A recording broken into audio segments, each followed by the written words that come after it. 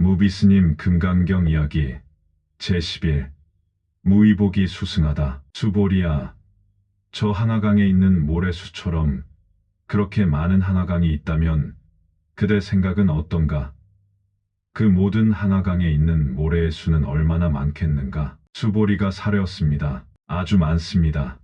세존이시여, 단지 저 모든 항아강의 수만 하여도 무수히 많은데 하물며 그 가운데 있는 모래의 수이겠습니까? 수보리야, 내가 이제 진실한 말로 그대에게 이르리라. 만약 어떤 선남자 선여인이 저 항아강의 모래수처럼 많은 삼천대 천세계에 가득한 금은 보화를 가지고 널리 보시하였다면 그가 얻은 복이 얼마나 많겠는가? 수보리가 사려었습니다. 매우 많습니다. 세존이시여, 부처님께서 수보리에게 말씀하셨습니다. 만약 선남자 선여인이 이 경전 가운데 내 글귀만이라도 받아 지녀서 남을 위하여 설명하여 준다면 이 일의 복덕은 앞의 복보다 훨씬 뛰어나리라.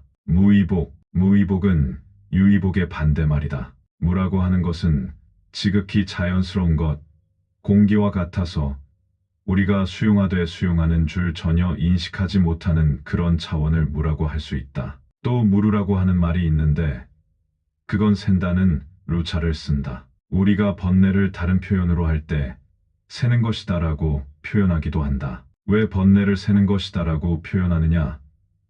번뇌는 우리의 마음속에 본래 갖추고 있는 지혜와 복을 세워나가게 만든다는 의미에서 그렇게 말한다. 그러니까 번뇌가 있음으로 해서 지혜와 복이 드러나지가 못하니까.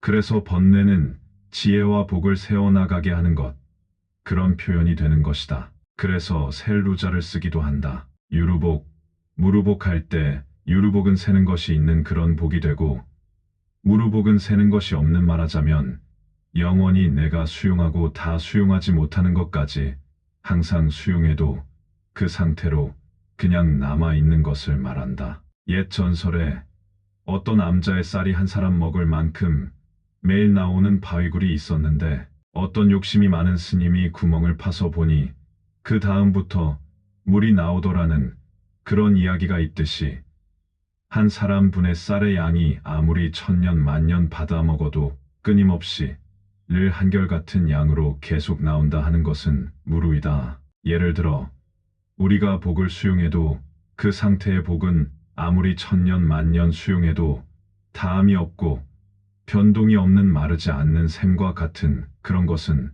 무루복, 무복이라고 할 수 있는 것이다. 대개 사람들이 누리는 복은, 또 우리가 기대하는 복은 사실은 불교적인 복이 아니라, 다시 말해 무루복이 아니다. 세속적인 복, 유루복 또는 유의복을 우리는 기대하고 그것을 또 구했다고 한다. 세속적인 유의복이라고 하는 것은 예를 들면 하늘을 향해서 화살을 쏘아 올리면 그 올라가는 힘이 있는 동안은 화살이 하늘을 향해서 올라가지만 언젠가 그 올라가는 힘이 떨어지면 다시 밑으로 곤두박질 쳐서 밑으로 떨어져 버리는 것과 같다. 그와 같이 유루복, 유의복이라고 하는 것은 조작이 있는 복, 어떤 인위적인 것이 있는 복, 그러니까 그것은 결국은 닿을 때가 있는 것을 말한다. 쉽게 말해서 돈이 없는 사람이 부자가 되기도 하고 또 부자였던 사람이 가난하기도 하고 벼슬이 없던 사람이 높은 자리에 오르기도 하고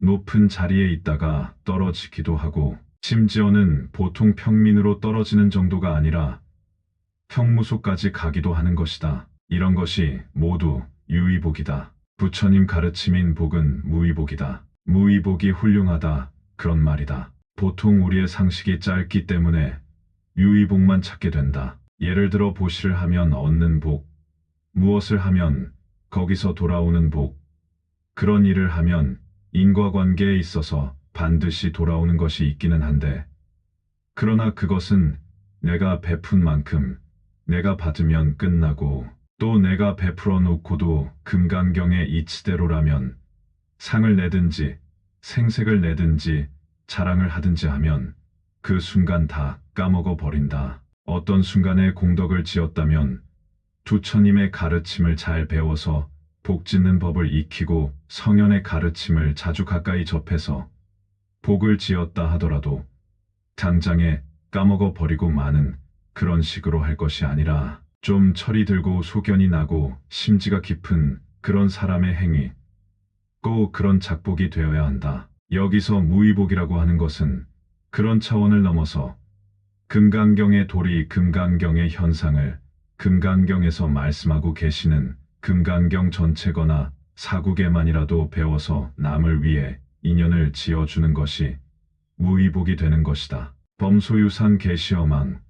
이 구절과 같은 금강경의 안목으로 인생과 세상을 보는 눈이 있다면, 그러면 최소한 그런 안목으로 보는 그 차원의 복을 무의복이라 할 수 있는 것이다. 형상이 있는 것, 조작이 있는 것은 모두 허망하다 하는 그런 이치를 꿰뚫어서 알고 있는 그런 사람의 마음, 그 사람이 알고 있는 세계, 그 사람의 마음이 누리는 행복, 평화감, 이런 것들이 무의복이라 할 수 있는 것이다. 그래, 여기서 무의복은 유의복보다 수승하다, 이렇게 표현하고 있는 것이다. 우리가 할 수 있느냐 없느냐 하는 것은 그 사람의 수행과 또 공부의 깊이에 따라서 늘 변화하기 마련이다. 우리는 할 수 없다, 그렇게 규정 지을 것이 아니고 부처님 지혜의 척도라는 정도, 그런 정도의 차원이 있다고 하는 것을 우리가 자주 가까이 함으로써, 조금이나마 차원이 있다고 하는 것을 우리가 자주 가까이 함으로써 조금이나마 부처님 곁에 다가설 수 있지 않겠나 하는 것이다. 무의복이 수승하다는 것은 이런 내용이 담겨 있다는 말씀이다. 부처님께서는 한계에서 벗어난 무의 세계, 그것에 관심을 가지고 그 세계를 개척하신 분이다. 그렇게 볼 수가 있다. 금강경에서 가르쳐주는 진리의 세계와 금은 보화로서 우리가 지을 수 있는 공덕의 세계를 비교해 가지고 무의복의 수승함을 말씀하시고 있다. 무비스님, 금강경 이야기. 다음 시간 제11 무의복이 수승하다 편에서 뵙겠습니다. 나무금 강바냐 빠라밀경, 나무금 강바냐 빠라밀경, 나무금 강바냐 빠라밀경.